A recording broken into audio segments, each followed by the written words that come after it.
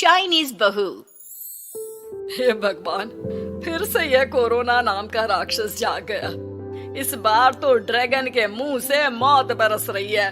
सही बोल रही है माँ जी, मुझे तो अब शर्म ही आती है कि मैं चाइना से हूँ। न जाने क्या क्या खाती हैं, कैसी कैसी बीमारी फैलाती हैं। अरे बहू, लेकिन वहीं से तो तू भी आई है ना मेरी लाडो। तू तो अंडा भी नहीं खाती। माँ जी, अच्छा खासा सब ठीक हो गया था, लेकिन पता नहीं कैसे ये फिर निकल कर आ गया। काश चाइना वालों को थोड़ी सी और अकल होती तो आज हम लोगों से अपने यूं जुदा ना हो रहे होते। कोरोना की नई लहर से देश में हो रही मौतों और घर में बंद रहने के कारण हमारी चाइनीज बहू बहुत दुखी होती है। उसे लगता है कि भारत में जो कुछ भी हो रहा है वो उसी के कारण हो रहा है। अब हमारी चाइनीज बहू परेशान सी रहने लगी। अरे क्या बात है मेरी चाइनीज गुड़िया, आज तू एक्सरसाइज नहीं करेगी?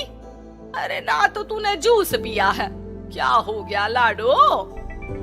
कुछ नहीं मम्मी जी, बस अच्छा नहीं लग रहा। लोग मर रहे हैं और मैं जूस पीऊं। माँ जी, चाइना से आई ये महामारी और मैं भी तो चाइना से ही आई ना। अरे अरे बेटा, ऐसा ना सोच। सास पूरी कोशिश करती कि वो चाइनीज बहू को समझाए कि इस बीमारी के लिए वो खुद को दोषी ना समझे, लेकिन माँ जी, मैं आज खाना नहीं खाऊंगी। अब सबका खाना बना दिया है, मैं कमरे में जा रही हूँ, प्लीज डिस्टर्ब मत करना। सास ने अपनी हंसती खेलती बहू का ये रूप तो कभी देखा नहीं था, लेकिन करती भी तो क्या। अगले दिन सुबह सुबह अरे ये पूरे घर से स्वादिष्ट खाने की महक आ रही है। ये कौन है जो चाय बनने के वक्त लंच बनाकर तैयार कर रहा है? वो किचन में आती है जहाँ चाइनीज बहू ने शुद्ध वैष्णव खाना तैयार कर रखा था। अरे बहू, सोई नहीं क्या जो इस वक्त इतने प्रकार का खाना बना लिया? हाँ हाँ माँ जी, क्या करे, जब दिल में बोझ हो तो नींद नहीं आती। तभी तो मैंने सोचा मैं गरीब और जरूरतमंद लोगों को खाना पहुँचा दूंगी। वो ढेर सारा खाना रोज बनाती और गरीब और बेसहारा लोगों में बांटती। क्या कर रही है बहू? कितने दिनों से देख रही हूँ तू अच्छे से सोती भी नहीं है। क्यों कर रही है लाडो?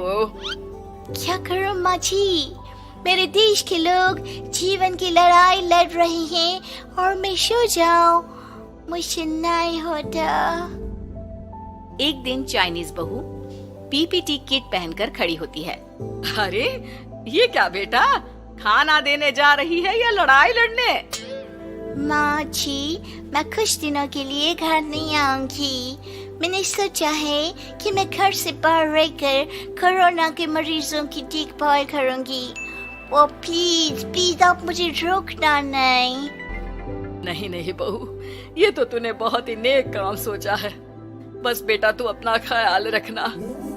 बहू वहाँ से चली जाती है, लेकिन सास की रोज फोन पर बहू से बात होती घर पर। क्या है माँ, क्यों भेज दिया तूने उसे? बाहर कितना खतरा है, उसे कुछ हो गया तो? अरे बिल्कुल चिंता ना कर, उसने सारे नियम कायदे को फॉलो किया है। अरे वो बिल्कुल ठीक रहेगी। और अगर मैं उसे मना कर देती ना तो उसकी अंतरात्मा उसे सोने नहीं देती। तू तो सारा दिन घर से ऑफिस का काम करता, लेकिन मैंने देखा है उसे कितना परेशान रहती थी कुछ दिनों से। हाँ वो भी है। उधर चाइनीज बहू लोगों का खूब ख्याल रखती, उन लोगों तक खाना पहुंचाती, उनके बच्चों की देखभाल करती। एक दिन बहू अपनी सोशल साइट देख रही थी तो उसे दिखता है कि एक आदमी ने बच्चों की देखभाल के लिए पोस्ट डाली है। बहू उसे फोन करती है। मैं आपकी कोई मदद कर सकती हूँ, प्लीज बताओ। दूसरी तरफ से आवाज आती है। मैं और मेरी बीवी दोनों ही कोरोना से पीड़ित हैं। हम लोगों के बच्चों को देखने के लिए कोई नहीं है, प्लीज हमारी मदद करो।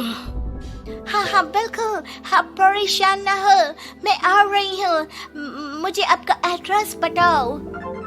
वो आदमी बहू को पता लिखवाता है, वहाँ वो पहुँच जाती है। ओह, ये किसे बुला लिया आपने?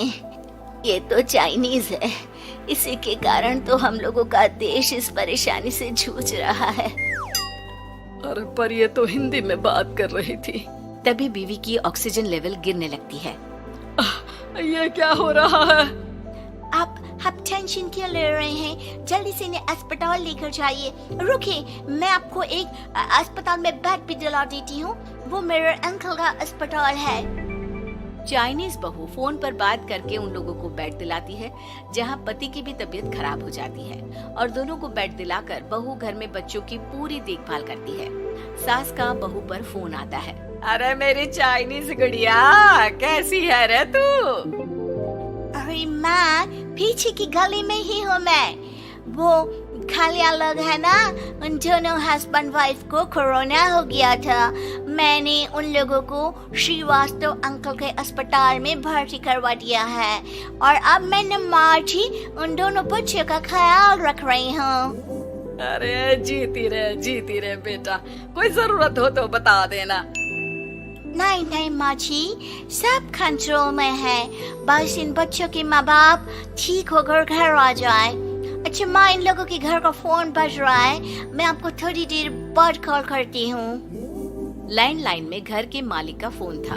हम लोगों की जिंदगी का कोई भरोसा नहीं है। यहाँ इलाज महंगा है और हम लोगों के पास पैसे नहीं है। जितना इलाज हो सकेगा उतना ही होगा।